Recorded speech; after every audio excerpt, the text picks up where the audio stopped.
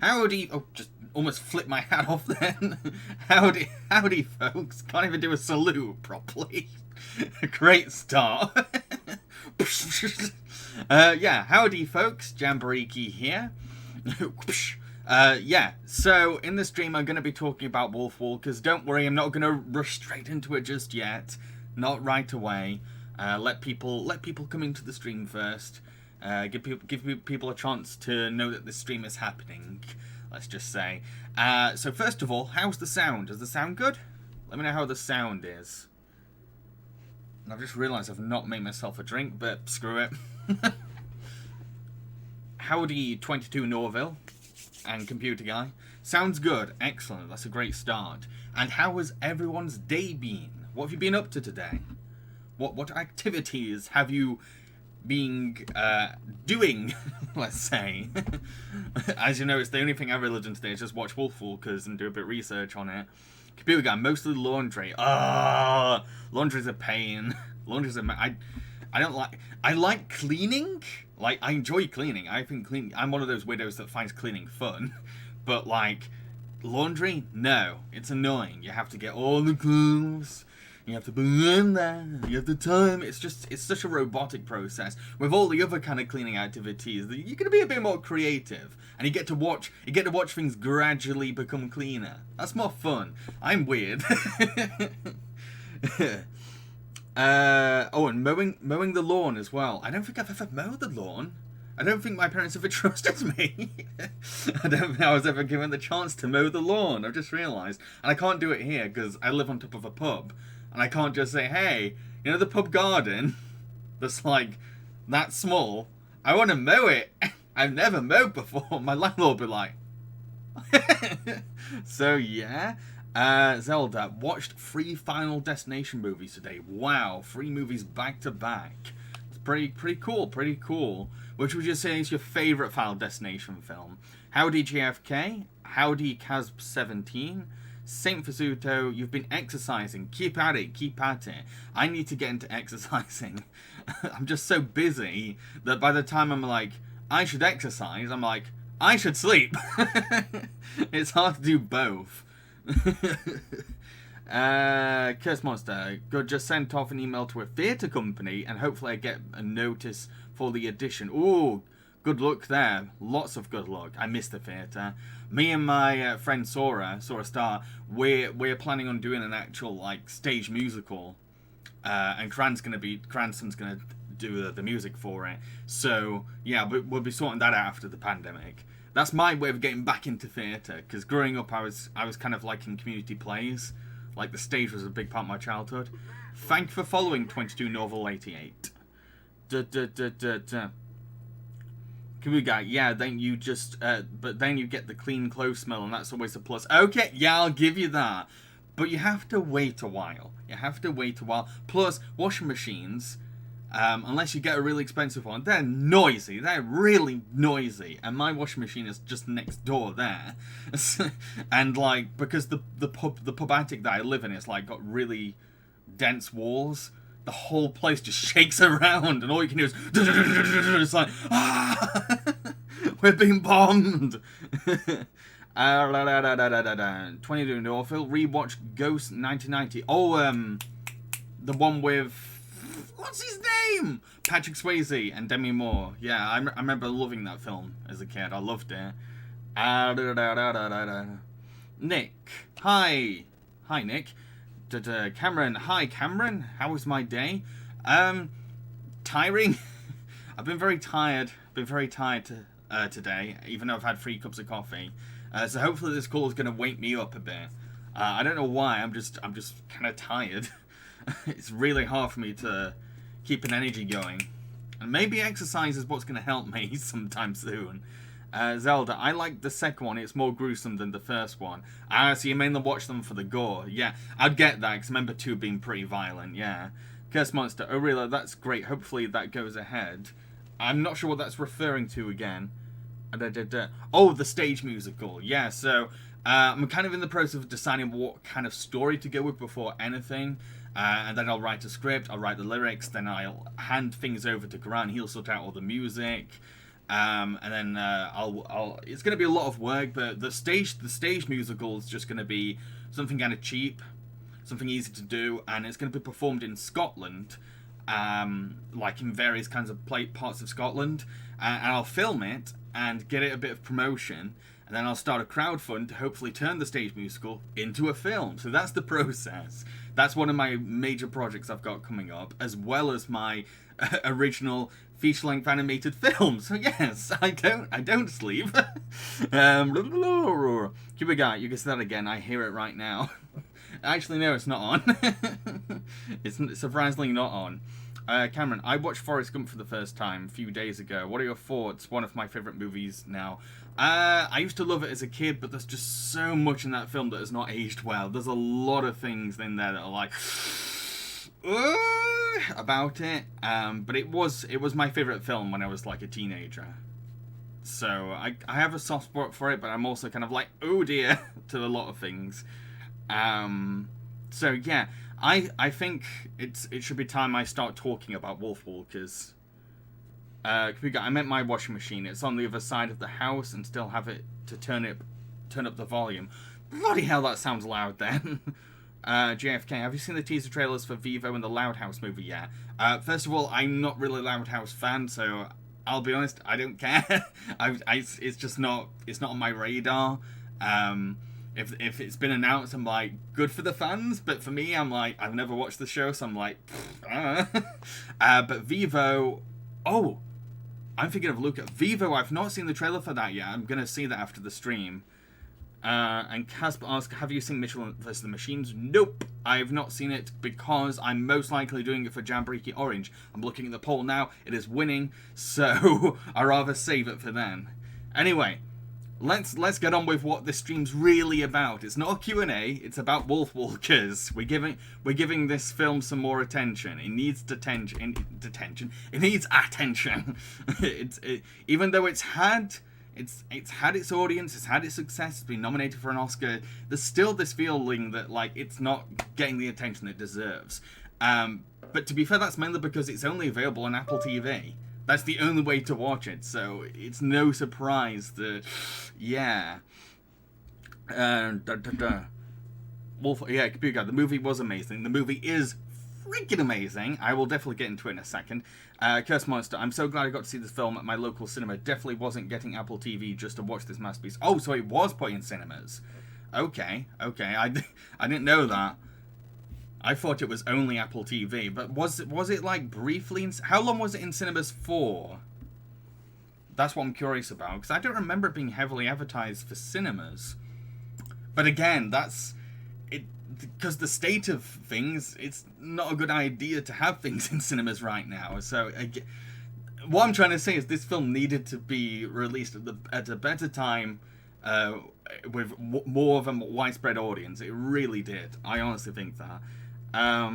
Not long because shut down. Yeah, I was thinking that, yeah. Some select, see what I mean? Selective cinemas, not very long, during a pandemic. Alternative is get a 14-day trial on Apple TV.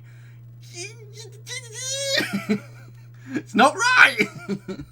It's really not right. So no matter what, we've got to keep giving this film attention. Hopefully at one point, studios will be like, or streaming services will be like, oh, we want it too. It's not the last movie, but it's the last of the Irish folklore trilogy that Tom Moore's been working on. So yeah, let me explain what Wolfwalkers even is, and I'm so sorry if I badly explain it. Plot synopsis is my least favourite part of any kind of review. Okay, so the film is set in 17th century Ireland in the town of Kilkenny? Yeah, I've just insulted a load of Irish people there, I'm very sorry. It follows an English hunter called Bill Goodfellow and his daughter Robin. Bill has been hired by the town's great protector to exterminate all the wolves in the local forest so that he can chop down all the trees for resources. However, Robin ventures into the forest and meets a girl called Maeve, who is a Wolfwalker, someone who can transform into a wolf once asleep and leads her own pack of wolves. However, Maeve's mother has been asleep for a long time, and she has no idea where she even is. Because that's the thing. When I say transform into a wolf, I mean, when they go to sleep, it's kind of like the astral projector transformation. That's probably my best way of describing it. It turns out that the Great Protector has caged her up and tamed her. I'm speaking of Maeve's mother, by the way. Robin must convince her father that the wolves aren't bad and stop the Great Protector from killing them all. If I've missed anything, I'm very sorry. Kill Kenny. Kill Kenny. Kill Kenny. That's how I say it. Kill Kenny. People are already talking about the film. I'll definitely get what I think. Jacob, I'm watching this movie. One of many movies I was reminded of was Princess Mononoke. Yep. Not surprising, given that Tom Moore said that Princess Mononoke is one of his biggest inspirations. He's also said that an inspiration was Princess Kaguya. So technically, it's mainly like the the more adult Studio Ghibli films have been a big influence on the film. But yeah, I got big Princess Mononoke vibes and Hunchback. Disney's Hunchback. I felt that there. Yeah, it definitely has a lot of familiar beats, and you can see its influences on its sleeves, but it doesn't come across like, oh, they've just ripped off a bunch of other properties. No. They take these tropes that you know, and they tweak them, and they play with them, and they do new things with them, to the point where you're so invested that you're not really thinking about how familiar these beats are. You're just so into the film, you're like, I've seen that idea before, but I like what they're doing it. Tom Moore's taking it and adding a bit of spice, adding a bit of Irish magic into it.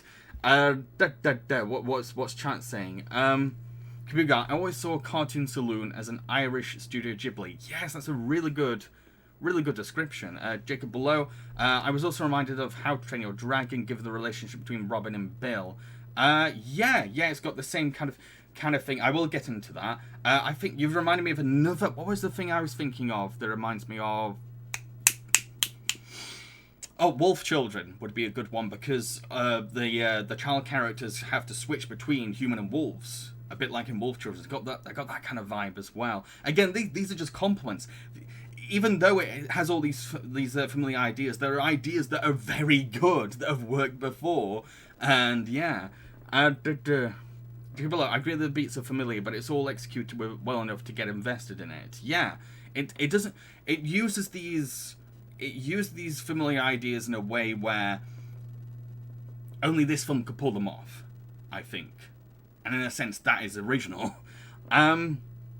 Guess what? The song "Walking with the Wolves" is so amazing, and whenever I listen to it, I'll always be reminded of the jaw-dropping visuals that accompany it. Oh, it's a beautiful moment, absolutely gorgeous. I got goosebumps from that moment. It's really good. Yeah, Cat 17, I think Wolfwalkers should have won the Best Animated Feature Film Oscar. Yep, after seeing this and knowing that Soul won, no, I think Wolfwalkers should have definitely won. I definitely think Wolfwalkers is the superior film. Much more polished. And yeah, I just prefer it more. I really do. I'm not saying I don't like Soul. I love Pixar Soul, but I feel like Wolfwalkers has more going for it, and it's more personal. Yeah. If it's going to draw from anything, might as well draw from the best. Exactly. Yeah, unfortunately, it didn't win the Oscar. Soul won the Oscar. But like one of the driving forces of the film, though, is the friendship between Robin and Maeve. It's beautiful. It's one of the best like female relationships I've seen on screen. Like, it just happens so naturally. They have like a rocky start, but they bond in this fantastically organic way. They just start. One of my favorite parts is where they're just chatting on a branch. They're just chatting, and then suddenly Robin is brushing Maeve's hair. It's so sweet. It happens out of nowhere. She didn't say anything, and Maeve just lets it happen. It's so adorable. But like, it is a major part of the film. It really is it's probably even the heart. It is the heart of the film. Like its biggest appeal, even, because you get so charmed by these two just spending time together. And how they bounce off each other is fantastic too, because Robin is much more straight. She's adventurous herself, but she's more reserved compared to Maeve, and is trying to prove her maturity. But then you've got Maeve, who is just so energetic and so charismatic. And I like what they can give each other. Because Maeve can, like, fill that void that Robin has. She wants to be free. She wants to feel free. And Maeve is like, look at this forest. This forest is amazing. Look all the stuff you can do in this forest. This is freedom. Screw that town that you live in. This is amazing, isn't it? That's what she can offer to Robin. And Robin, because she's the more mature and sensible one, she can help keep Maeve safe and help make sure that Maeve makes the best decisions. And like that's like the recipe for a solid lead friendship in a film, I think. So yeah, what does everyone else think of the friendship in the film?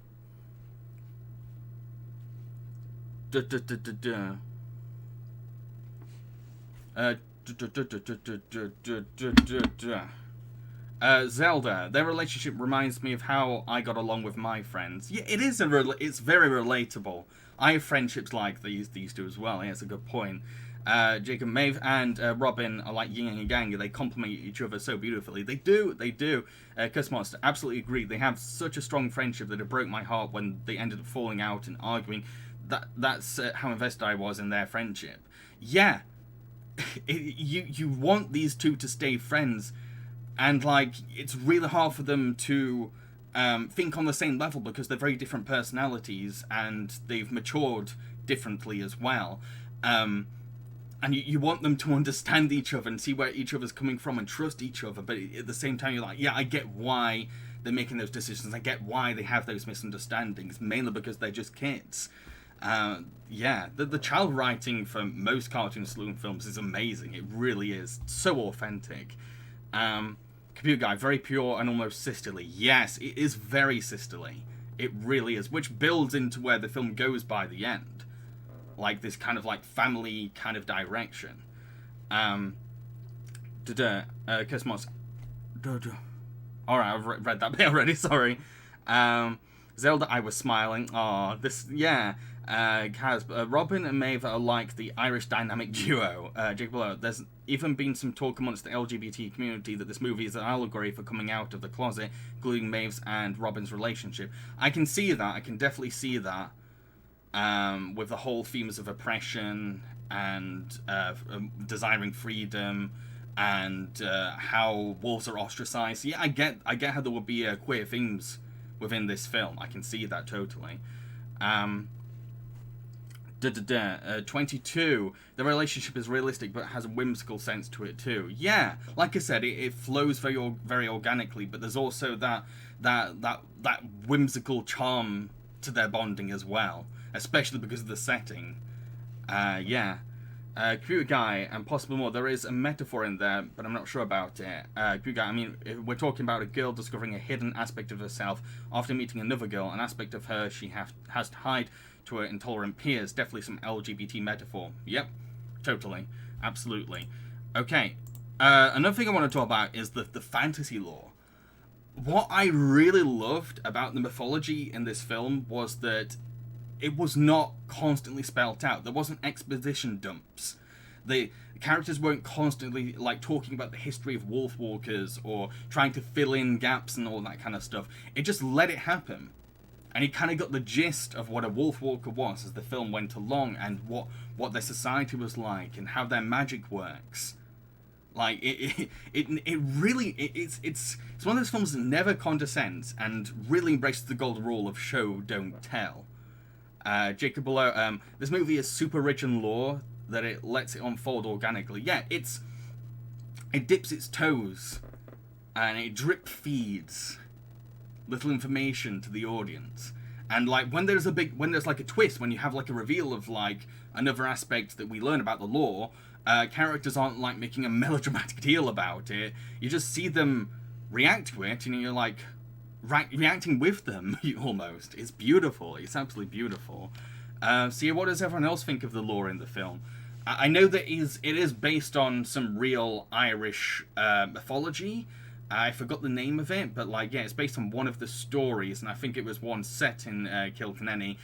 And at the same time, the directors were watching a documentary about how Oliver Cromwell was trying to exterminate wolves in Ireland to have more of a control over Ireland. So like, there are a lot of, there's like a mix of historic influences and folklore influences just put together, like mushed up and made into its own unique original thing. It's fantastic. Jacob Lowe, this movie definitely more character driven than Tom Moore's other films. It feels to me. It almost feels makes me want to see a spin-off short just so we can get more of them. I would love a TV series. And like Tom Moore has said that, in a sense, these films are sort of a shared universe, and you can see Easter eggs that connect them. So he could, and like the trilogy is over now, but he could take it into a TV series.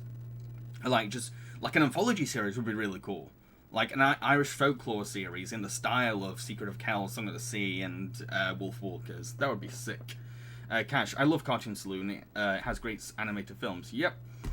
Zelda, I'm really interested in that lore. Yeah, that's another thing that I loved was after watching Wolfwalkers is like I want to see the inspirations. I want to read the folklore that inspired the studio to make this. That's how invested I was, how much fun I had with it. So yeah, that's pretty much my thoughts on the fantasy lore. Anyone else got any thoughts on the lore before I move on?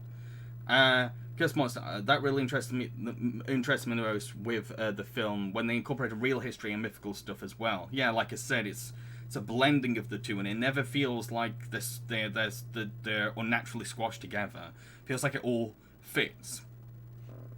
Giblo, I can see the connection and Easter eggs in this movie. I saw the Eye of Crumb from Secret of Kells when Maeve is rummaging through Robin's hunting gear. I'm terrible with Easter eggs. I really am. I try my best to pay attention to everything on the frame, but like Easter eggs just go whoop. So yeah, a lot of things just miss for me. Computer Guy, that happened to me with the cell keys in the Song of the Sea too. It really makes you curious about Irish legends. It really does. I have an Irish surname, and so I should get more invested and more educated on Irish folklore if I've inherited a clan name. So yeah, I feel like we've gone through the fantasy lore enough. So, another thing, and this is something that I know, if you know me, you'll know this is something that I absolutely adored because of how paternal I am and how much I want to be a father. But yes, I loved the relationship between Bill and Robin. I adored it. It's just so wonderful because I'd say it's one of the best examples of how to do an overprotective parent. Because Bill, while he's very stern and is a very commanding presence, his vulnerability is shown so well.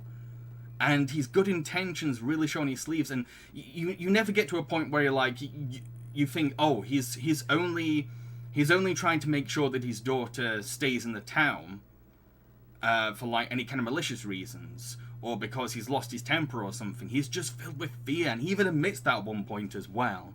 Yes, we can talk about spoilers. Go for it. Totally welcome to do spoilers. But yeah, they have such a cute bond, and I one of my favorite parts is where they're in the town together, and there's like some musicians playing, and the two of them start dancing together, and Robin starts talking about the kinds of adventures they could have together, and it's like, oh, so good. That for me just like cemented their relationship and where it could go if Bill was more courageous. Because that's the thing, his arc is all about finding the bravery and courage to stand up to the Great Protector, which is, and at the same time, you can see why that's so difficult for him. You can see why it must be so hard for him, because his priority, he's already lost his wife, and he doesn't want to lose his daughter, and he's just trying to settle for what's best. He's just doing what he thinks. Okay, I just want to keep my daughter safe. I just want to have a stable job. So you get where he's coming from. It's not the best place to be, but you understand his motive. You sympathize with him. So yeah, what does everyone else think of the relationship between these two? What do you all think? I love the Bill arc too. He went from hunter to army dog to free dog. Yes, yes. So those who don't know, at one point, okay. So at one point, Maeve bites Robin, and Robin develops Wolfwalker powers, and we think it's the bite, but then later on in the finale, we find out that Bill was originally Wolfwalker, so it was genetic. And so yeah, that definitely ties into Bill's arc as well, and really explains it too, and like really expands on it, while also building up to this fantastic ending that I'll get to later. Jacob, one of the most heartbreaking shots to me is after Robin helps Maeve's wolf mother escape, and Bill is watching helplessly behind the closed gate after the rift in their relationship. Yes, absolutely. That finale is just so intense. So intense, because like in the finale, the Great Protector is just destroying everything and just hell-bent on killing all the wolves. And Bill has been chained up, and all he can do is just cradle Robin, who is projecting herself as a wolf now and trying to fight. So all he can do is just hold this body, and hope that the Great Protector will not kill his daughter as a wolf. It is just so intense and so it's just nail biting. Computer guy, he even was in a leech at one point. In a leech. Can you remember what's that's a reference to? Jacob below. Oh, Bill got bitten by Maeve's mother at one point. That's how he became a Wolfwalker. When was that explained? Just remind me. Sometimes I'm not the best at noticing things like this, I'm afraid.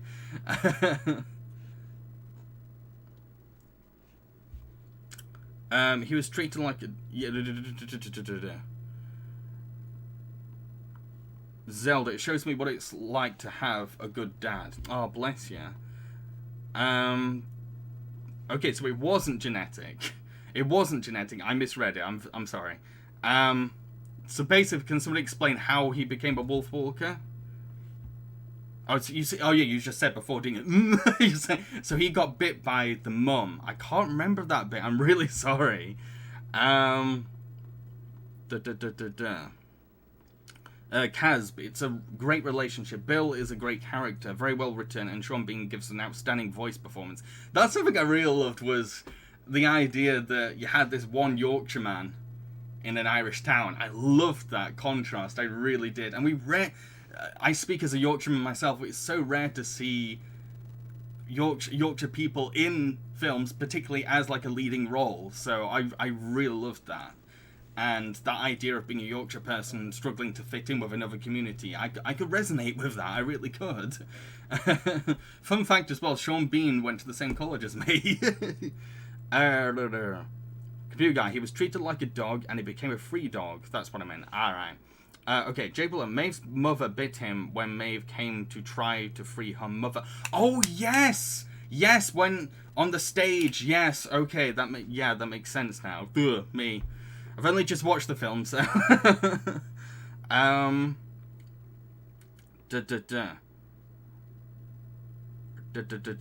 Curse Monster. Bill's design as a wolf was so badass. Definitely a highlight for the finale. Yeah, that was an interesting one as well, because all the other wolves had very pretty designs, or cartoony designs. But then when we had Bill turn into a wolf, it was much more ferocious and feral. Yeah, so that's a good point. Zelda, the Lord Protector scared me. I get it. I think what's so intimidating about the Lord Protector is how much power he commands, and how confident he is in his beliefs and his feeling of being right. You definitely get Frollo and Ratcliffe kind of vibes from him, but much more reserved, much more stoic. and probably even more cruel as well. So yeah. Trying to find where I'm in chat now. Jacob below, know where that's cool. You went to the same college. Yeah, I went to the same college as Sean Bean. I remember there was like a quote on the college wall from Sean Bean as well, so they were very proud of that.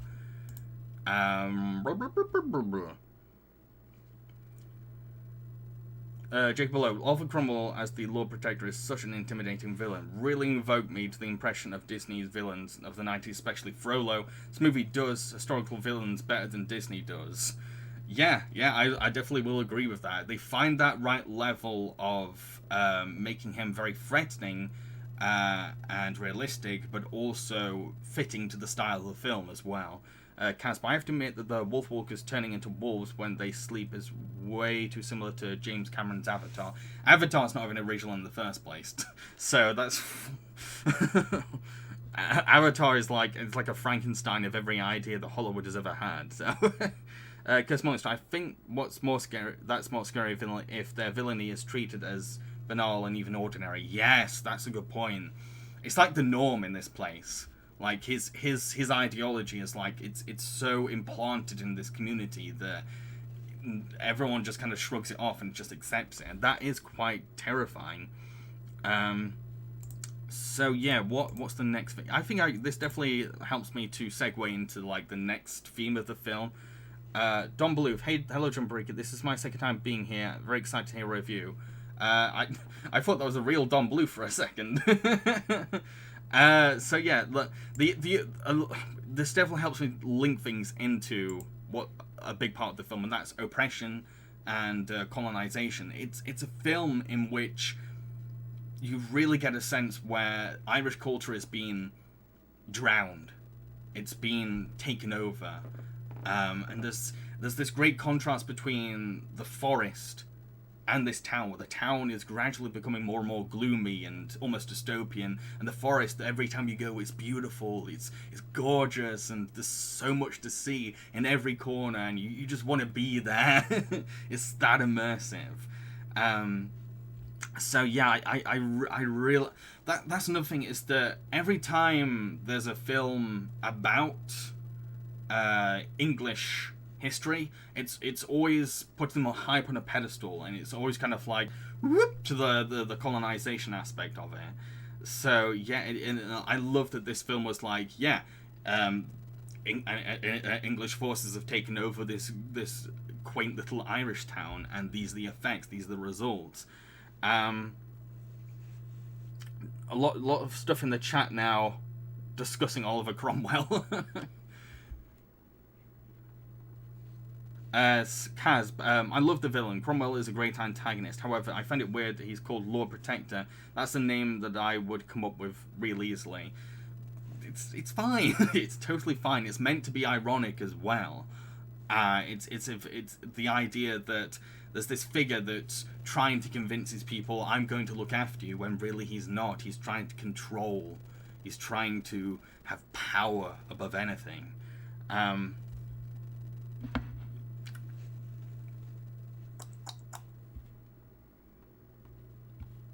You're completely distracted then. Sometimes I'm like a goldfish. So yeah, what does everyone else think of the whole oppression angle of the film? Don Bluth says, you have Irish ancestry. Interesting. You'll definitely be able to throw some interesting background on your end then. And I really should have made a glass of water before this. My throat's like, ah! But yeah. Very, computer guy, very, very well done, and not too much in your face. Yeah, that's the thing, is it's more of a background kind of thing. It only becomes a huge thing when we focus on the villain. And even then, the villain is kind of just doing his thing. Yeah. Jake Below, I think the commentary on Irish oppression is very well done, especially given the history of Irish being marginalised throughout history. Yes, absolutely. that needs to be highlighted, and this is a great example of that being done. There's just so many historical films that just want to like shy away from these kinds of aspects of history, particularly in British culture, and I just have to commend the film for like saying no, there's some sucky things there too, and England's guilty. Cosmos, I thought of Exterminate All the Brutes when you mentioned the Irish people being oppressed. I don't know what that's a reference to, sorry. We'll definitely get to the animation. I will get to the animation, don't worry. So yeah, any other thoughts on the oppression within the film, folks?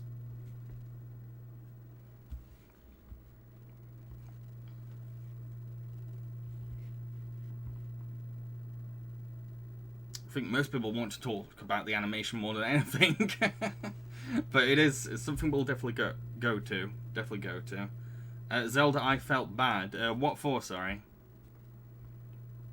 It's like chat's frozen. Or am I behind? Most likely behind. Oh, for the wolves. Oh, definitely, absolutely. They're just as much as a victim of the takeover by the English as well. Like, they're just as ostracized, and that's what connects the wolves to Robin, and yeah. And it shows what could be brought together. It shows that they can be brought together because they've both suffered under the Great Protector. Don't believe. I think it works based on the history of Ireland being colonized. Yeah. Guy, there are no more wolves in Ireland now. They've all been exterminated. That makes it even sadder. Dang, I didn't know about that. Yikes, that's really sad. That really speaks volumes to the film as well. Like to say, look what happened. Look what was done. Blood is on your hands. I've always respected films that are like are willing to just show the truth of like what humanity's done in the past, instead of just making propaganda. J. Pillow, one last thing I will say about this movie before I sign up for the night. I'm not that miffed about it not winning the BAF Oscar, especially after how the Oscars made total asses themselves this year. It does not mean that the film is any less beautiful. Yeah, I'm not bothered, mainly because I expected it. The Oscars are just predictable. They're really predictable. And there was also some leaks of how they write their notes on animated features. They don't care about animated films. They just vote for the one that seems the most, how do I say it, most audience-friendly. They just go with that. They think, oh, okay, that's the easiest one for me to watch. I don't like the weird independent one or the foreign film. I'll just go with the Disney, Pixar, or DreamWorks film. So yeah, it's just predictable at this point. I know what's gonna win the Oscars. I know every time now. It's just boring, and it was the state of the Oscars this year was really sad. It was sad. Cheerio, Jacob below. Okay, so I also really liked watching Robin being a Wolfwalker. Oh, so someone else has just got something else to say about the oppression. Casper, the oppression is handled in a very mature way in Wolfwalkers, both with Robin and the wolves. I don't think I've ever saw any movie that used this theme in such an intelligent way and teach how bad it is to kids. Yes, absolutely. It doesn't sugarcoat it. It really doesn't. It just shows these are the bare facts. This is what it was like. This is what it was like back then. Can be someone I watched also noticed that the caravan Bill and Maeve's mother are travelling in at the end of the film is an Irish traveller's caravan. Ooh, that's interesting. So yeah, like I was saying before, I really enjoyed watching Robin as a Wolfwalker because there's an element of horror there. There really is, because if she transforms, if she falls asleep and turns into a wolf, she's now a wolf in a town where they kill wolves, and she can't stop being a wolf until she wakes up. So every time she's a wolf, she has to get out of the town into the forest, and there's just a lot of tension. And one of my favourite scenes in the film was just Robin trying not to sleep, knowing full well about the possible things that could happen if she's caught being a wolf in this town. Yeah, I really liked that. Don't believe the studio created the short video for St. Patrick's Day, and it is believed that Patrick blessed them with the ability to transform into wolves. Ooh, interesting. But yeah, I really like that aspect of the film. Just Robin being a Wolfwalker. That was just really gripping to me. It's one of my favorite things about the film, even. What about? Oh, okay. Yep, they were pagan healers that refused to accept the Christ, so St. Patrick gave them this ability. It's not clear if it's a curse or a blessing. Ah, okay. So, another thing in this film, a big part of the film even, is the topic and theme of environmentalism. The thing is, both directors are vegan and very passionate about looking after nature, protecting wildlife. So, knowing that in mind, it makes the message of we need to care about the environment not only personal for the filmmakers, but also more sincere. The film doesn't have an environmental message for the sake of it. It's not like, oh, we need some kind of a sentimental message, let's just have a message about looking after the woods. Like, no, these filmmakers are really passionate about it, but at the same time, they're not. They said they didn't want to shove things down people's throats, so they tried to keep it a bit subtle, a bit at the same time. But what I really liked about the environmentalism in this film was its ability to make you completely fall in love with the nature, particularly this forest, and the animals there, and the wolf pack themselves, and so much so that you genuinely care about it being protected and making sure that it doesn't get destroyed, which is one of the things that is missing from a lot of environmental films, is that it never gets to a point where it finds the energy to make the audience care, make the audience sympathize, and I feel like Wolfwalkers does that really, really, really, really well. Yeah, so I really appreciated that. I really respected that. And throughout the entire, I mean, the suffering that these characters go through is just so tense and so overbearing that you just get to a point you're like, please things get better, please, and that's what makes the ending so magical, because like basically everything is resolved, it's all taken care of, like villains defeated, Maeve's mother is back, and they all start a family together, and it's just beautiful. It's just so perfect, and it feels like that ending is earned. It's not a sappy ending for the sake of a sappy ending. It's just so pure, and because you've gone through all this oppression, you've gone through all this terror, you've gone through all this heartache and pain and tragedy, and it's like, it's okay. You survived through that. Here you go. It's a bit like the whole Don Bluth approach to children's filmmaking. Like, it's okay to make characters go through some level of suffering as long as you have a happy ending, and I feel like that this film really emulates that, and that's something I wanted to speak upon earlier on, was just the idea that this feels like a resurrection of a Don Bluth film. It has that edge, it has that riskiness and daring to it that's not been around for a lot of children's animated films since the 80s. Where I'm in chat. Curse Monster. I love the contrast between the way the forest was animated in a wavy, floaty style, while the village was animated rigidly like a square. I never noticed that. It was really good, making us love the forest even more. Yeah, it's more free. It flows. Yeah, which reflects what it's supposed to be a metaphor for, which is peace and freedom. So yeah, I like every single shot of the forest. Like, how can you destroy this? It's gorgeous. Kuga, yes, in the film, because again, in real life, that thing that was really lousy lately, things doesn't end this well. I really like this Don Bluth approach. Yeah, it's a really satisfying ending. Yeah. Cash, another character I love was Merlin, a wonderful silent character. Yeah, I like Merlin as well. Like, had this mix, had this realistic design, but could also have very expressive faces. And I loved how Merlin was the first to trust the wolves as well, and it's almost like a link between both worlds, and helps Robin come into this world. Yeah, I loved Merlin.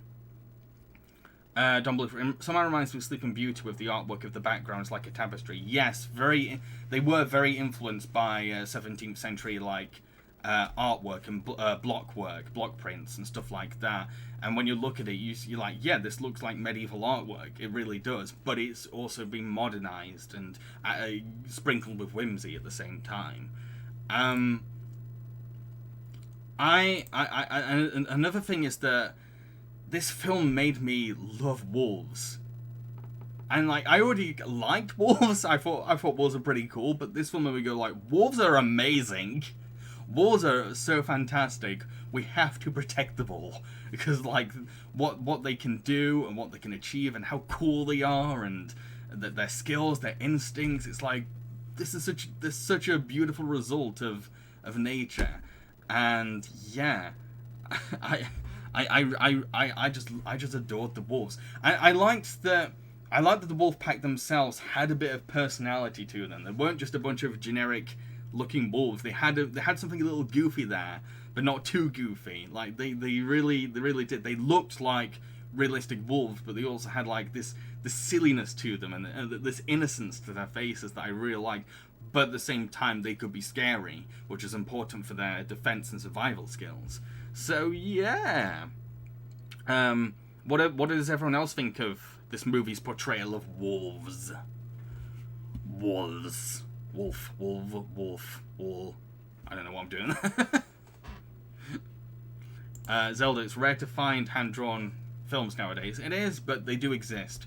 They're still going. You just have to look in more obscure places. Particularly the most common in I'd say Europe and South America, and Japan. Japan is just constantly like with hand drawn stuff. It's not like hand drawn is obsolete. It's just that Hollywood's like to it. Computer guy. Oh, good news. Apparently, Ireland is trying to release wolves in the wild since 2019. I wonder how this is going.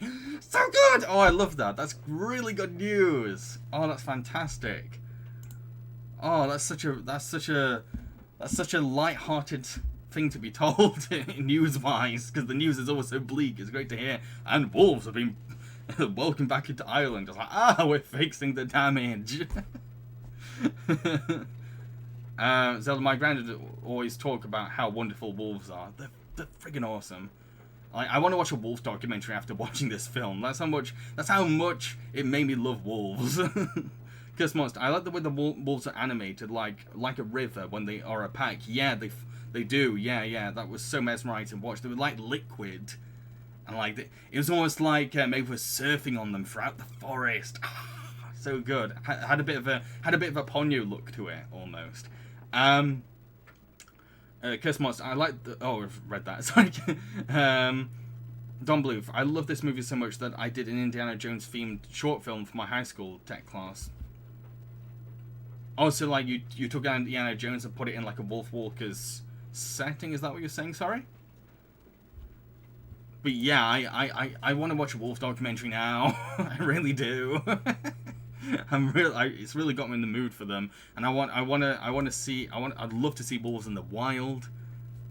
Like, wolves went on my, like, top tier list of favorite animals, because I like weird animals. I like strange animals.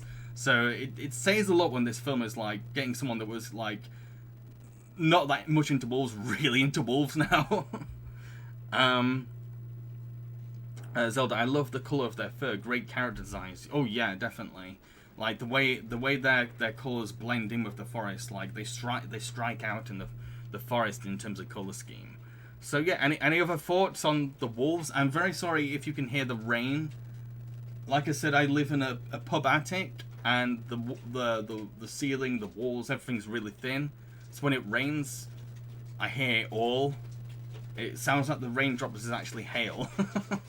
Yeah, getting very noisy now. Shut up! Kaz17, love the animation. Looks much like a children's book drawing. It reminded me of the drawings in Franklin the Turtle books. Oh, another thing I really liked was the wolf vision for the wolves. That had its own style. That like seeing things from their perspective was just amazing. Like how it created color schemes for each animal and their scents and how they glowed, and everything was inverted. Oh, I loved it. Apparently that was the thing that was most heavily influenced by Princess Kaguya.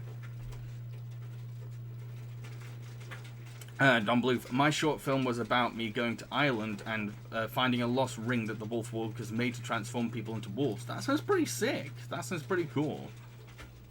See, I love the wolf vision. I thought that was so cool, so damn cool. Like it fit with the style of the film, but also had its own unique aesthetic, and you could tell right away. Yeah, this is what wolves can see. I loved that. Loved it. Zelda, they're cute when they look scared. It scares me. I'm like, no, don't kill them. Yes, they have very sympathetic faces. They really do. Can people actually hear the rain? Because that's all I can hear right now. It's just the rain on my window and on my ceiling. Just... It's like there's a rain machine literally on my roof. Rain is supposed to be relaxing. But yeah, the visuals in general of this film I loved so much. Loved it. And the animation, gorgeous as hell. Like, it has all the principles of animation while sticking to its own style. Because, like, it looked kind of cartoony, but at the same time it looks beautiful. How do you do that? How do you make something look kind of a bit, like, slightly silly, but also really cute and pretty and like, sophisticated? How do you find that line? Like, when you're doing a creative decision, you have a scale and you kind of go, and they've gone, how? So yeah, I visually it's an absolutely jaw-droppingly gorgeous film, and I also, this is something I would say about a lot of the Cartoon Saloon films, is like their ability to play around with symmetry and perspective when it comes to like background designs and foregrounds and all that kind of jazz, and it's amazing. Like, when you technically it shouldn't make sense, but when you're looking at it, it's like, yes, that fits the style. That fits the style. That goes with it. Hang on. Computer Guy. Of course things wouldn't go as well as wanted. The Irish government was against the wolf repopulation idea, apparently. Sounds like the French government, and that's depressing. We also have some wolves underpopulation problems here. How can you not appreciate wolves? What's wrong with you? What is wrong with you? Silly governments. Wolves are awesome. Just shove this film in front of their faces. Just, like, do the whole Clockwork Orange thing. Tie them down and make them watch this film. Like, oh, we should definitely get more wolves in our countries now. Idiots! So, yeah, I visually it was absolutely gorgeous. So, yeah, that's all I really have to say about Wolfwalkers. Does anyone else want to add anything? Anything at all before I head off? John Bluth, I hope Cartoon Saloon does more Irish myths in the future. I don't know, because like I said, Wolfwalkers is supposed to be part of a trilogy called the Irish Myth Trilogy. So I get the feeling like, and the Wolfwalkers is meant to be the last one of that trilogy, so I get the feeling this is probably the last time they're going to adapt an Irish myth. Which is both sad, but at the same time I get why, because I see why they won't want to be associated with just one thing. But maybe one day they'll come back to it. I think maybe at this point they're like, okay, we want to try other things. And they have dabbled with other cultures before, with things like the breadwinner and stuff like that. Guru Guy, long live Cartoon Saloon and Tom Moore, absolutely. What I'm hoping to do after the pandemic, and if I can organise it, is go to the Cartoon Saloon studio and like film around, maybe talk to some people there. That is one thing I want to do in general after the pandemic, is do more outdoorsy kind of things, and one of those ideas is to go to different British animation studios and just give tours of them and talk to the people that work there. It just means talking to the people that run these places and seeing things from there. Yeah, the easiest one will be probably Aardman. That's probably the easiest one for me to do. But there's a visual effects studio for DreamWorks and Star Wars in my city, so that's one as well. So there's a lot of things.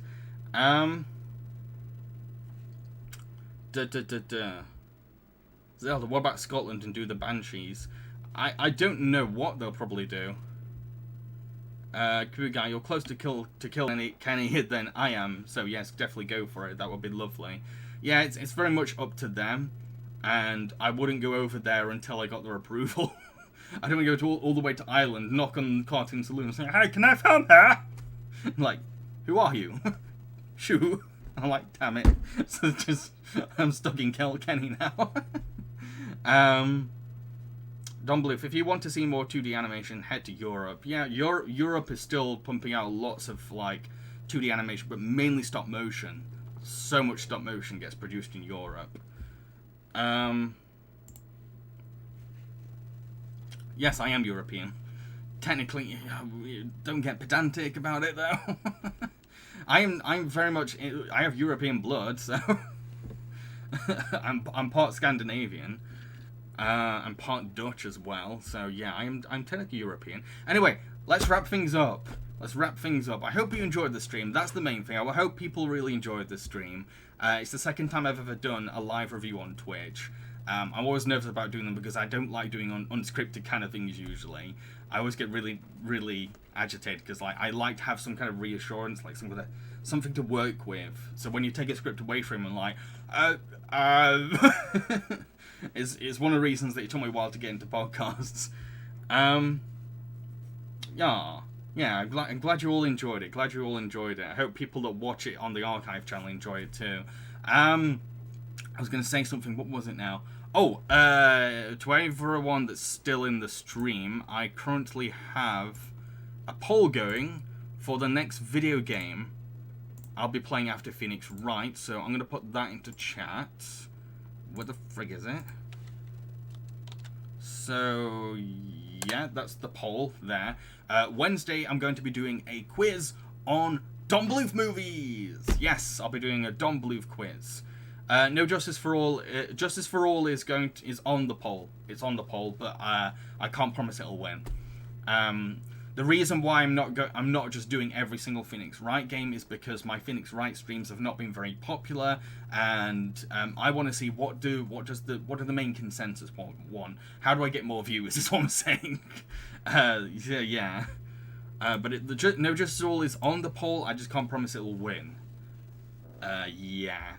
So that'll be Wednesday. This Friday will be the last time I play Phoenix Wright. In terms of videos that are coming out this week, I'm mainly going to be doing Patreon requests. I'm trying to get all those done. I've got a couple that I've really delayed for a long time, including Phone Booth, Superman vs. the Elite, and Gurren Lagann.